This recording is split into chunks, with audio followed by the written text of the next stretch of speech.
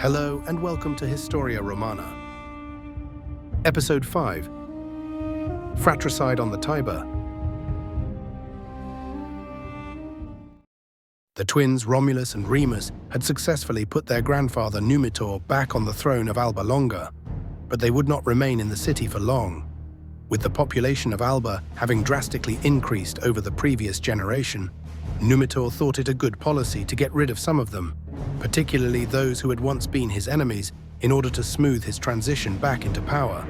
Soon after restoring Numitor to the throne, the twins rounded up a group of Alban settlers, along with what remained of their militia from the countryside, and set out to found a new settlement, ostensibly as a colony of Alba Longa. The twins decided to plant their settlement on the banks of the Tiber River, near the spot where they had been left to drown. While a map will be linked in the description, I want to briefly describe the layout of the area, as we'll be spending most of our time here in the coming episodes. This section of the Tiber forms a rough S shape, with a small outcropping known as Tiber Island sitting in the middle of that S, which allows for an easy river crossing. A few hundred meters east of Tiber Island sits the Palatine Hill, which rises about 50 meters above sea level.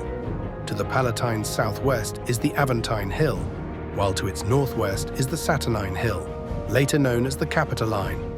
These three mounds can be thought of as the core hills of Rome, as most notable events in early Roman history will take place in this area.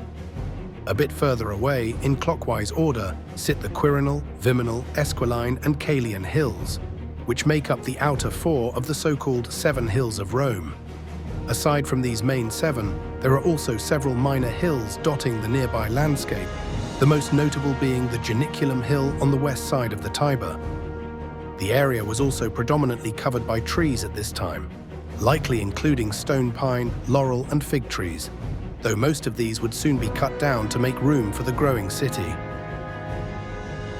Before construction of the settlement could begin, however, 2 points of contention quickly came up. Where would the city's principal center be located, and who would ultimately be in charge of the new settlement?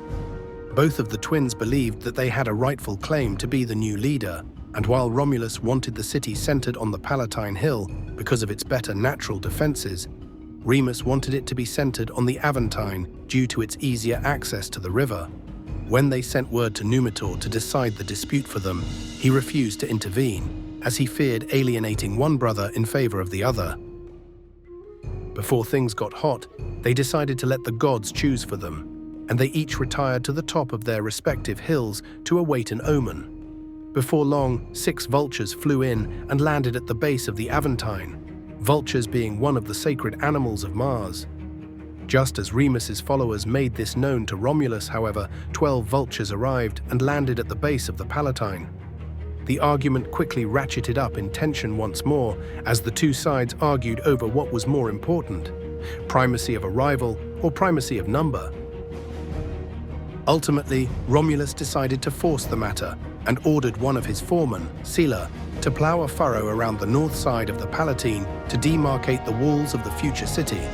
Remus thought this was going too far and criticized his brother for acting too hastily. When he derisively leapt over the half-constructed wall to show how inadequate it was against invaders, however, he was struck down, though the details vary.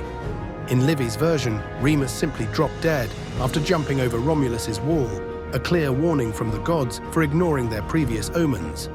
According to Ovid and Saint Jerome, Remus was killed for his mockery by Sella, who threw a spade at his head. Afterwards, Romulus mournfully buried his brother, bestowing upon him full funeral honors. However, most sources convey that it was Romulus himself who slayed his brother, declaring that anyone else who attempted to mock his defenses would meet the same fate. This led to a full melee breaking out between the two sides, which ultimately saw the twins' adoptive father Faustulus killed as well. Whatever actually happened, Romulus's faction got their way in the end, and the new city would be centered around the Palatine Hill. Fratricide notwithstanding, the city walls, later known as the Pomerium, were completed on April 21, 753 BC. With their defenses secure and basic shelters established, Romulus called all his remaining people to join him in a sacrifice to the gods, in order to ensure the new city had their blessing. sacrificing the animals used to plow the furrow around the city. This ritual would be celebrated every year for centuries by the Romans as one of their greatest festivals. The custom of plowing a furrow around the site where they planned to build a new city would also continue among Roman settlers for many centuries to come. With its immediate defenses secure, it was time to officially establish the new city's government in order to provide stable leadership and public order.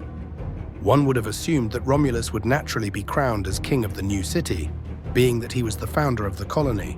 However, it seems that after the murder of his brother, Romulus felt he needed a way to get the colonists to demonstrate their approval. On the advice of his grandfather Numitor, he assembled the people in the open area between the Palatine and Saturnine hills and had them decide what form of government they would like to establish. A monarchy, an aristocracy, and even a democracy were all considered, but the crowd could not come to a final decision. Romulus added that while he would certainly be willing to lead them, he would be content to just be honored as the colony's founder and have the city named after him, while leaving the government in the people's hands. This act of modesty led the assembled crowd to quickly make up their minds and declare him as king of the new city. Continuing his act of humility, Romulus refused to take up the title of king until another ritual could be conducted to confirm their choice with the gods. Once the omens seemed favorable, Romulus finally accepted the crown, becoming the first rex, or king, of the new Latin city, henceforth named Roma. Thank you for watching. Please remember to like and subscribe. Until next time.